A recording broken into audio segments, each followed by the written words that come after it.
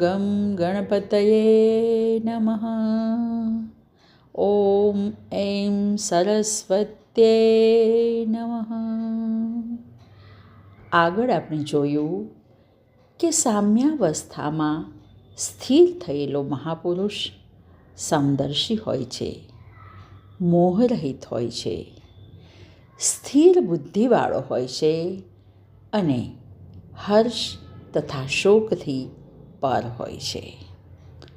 ફરી પાછા આવા બ્રહ્મવેત્તાની વ્યાખ્યા કરતા ભગવાન આગળ કહે છે, બાહ્ય સ્પર્શેષુ અસક્તાત્મા વિંદત્યાત્મન્યત સુખમ સ બ્રહ્મયોગયુક્તાત્મા સુખમક્ષયમશ્નુતે. બાહ્ય સ્પર્શોમાં પોતાને આસક્તિ નહીં હોવાથી તે આત્માનું સુખ પ્રાપ્ત કરે છે. બ્રહ્મના ચિંતનમાં રહીને તે અનંત સુખને મેળવે છે. સુખની પ્રાપ્તિ કરવી એ અત્યંત સ્વાભાવિક છે, પછી તે બાહ્ય સુખ હોય કે આંતર સુખ. બાહ્ય સુખો પદાર્થના સંયોગથી પ્રાપ્ત થાય છે, તેથી લોકો બહાર દોડ્યા કરે છે. પરંતુ જો માણસ અંતર્મુખ થાય તો અંદર અક્ષય સુખનો ઢગલો પડ્યો છે. આવા આંતર સુખ ભોગીને ગીતા બ્રહ્મયોગયુક્તાત્મા કહે છે. જે અંદરનું અક્ષય સુખ ભોગવતો રહે છે અને તેથી તેની બાહ્ય સુખો તરફ વૃત્તિ જતી નથી.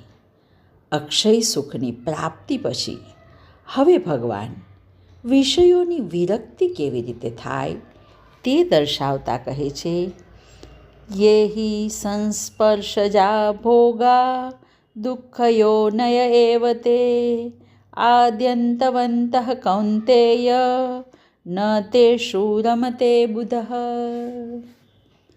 સંસ્પર્શથી ઉત્પન્ન થતા ઉપભોગો એ કેવળ દુઃખ ઉત્પન્ન કરનાર છે, કારણ તેઓ આદિ અને અંતવાળા છે. હે કૌંતેય, ડાહ્યો માનવી તેમાં આનંદ પામતો નથી. ઇન્દ્રિયોનો રાગપૂર્વક સંબંધ થતાં જે સુખ પ્રતીત થાય છે તેને ભોગ કહે છે. ભોગ સુખ શરૂ થતાં પહેલાં વ્યક્તિને તરસાવે છે. અહીં આદ્યંતવંતઃ એ શબ્દ દ્વારા દર્શાવે છે કે આ ભોગો આવવા જવાવાળા યાની અનિત્ય છે અને તેથી અહીં ભગવાન કહે છે, ન તેષુ રમતે બુધઃ. જ્ઞાની પુરુષો તેમાં રમણ કરતા નથી. જેટલા પણ સંબંધજન્ય સુખો છે તે બધા દુઃખના ઉત્પત્તિ સ્થાનો છે.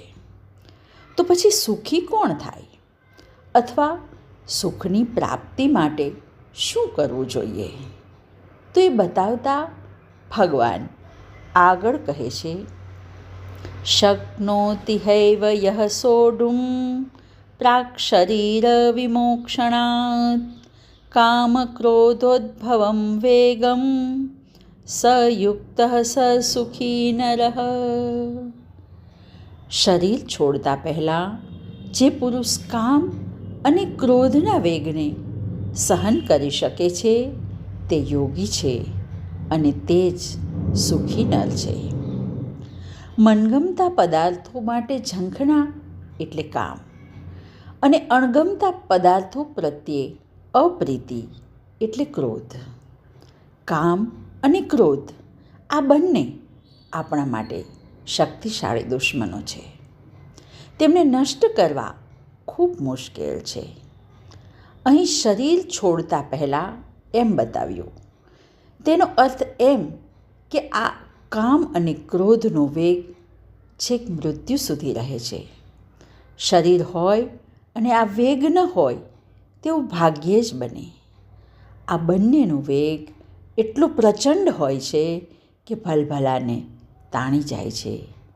પરંતુ જે આમાં તણાતો નથી તે પુરુષ યોગી છે અને તે સુખી છે. આજે બસ આટલું જ. હરિ ઓમ.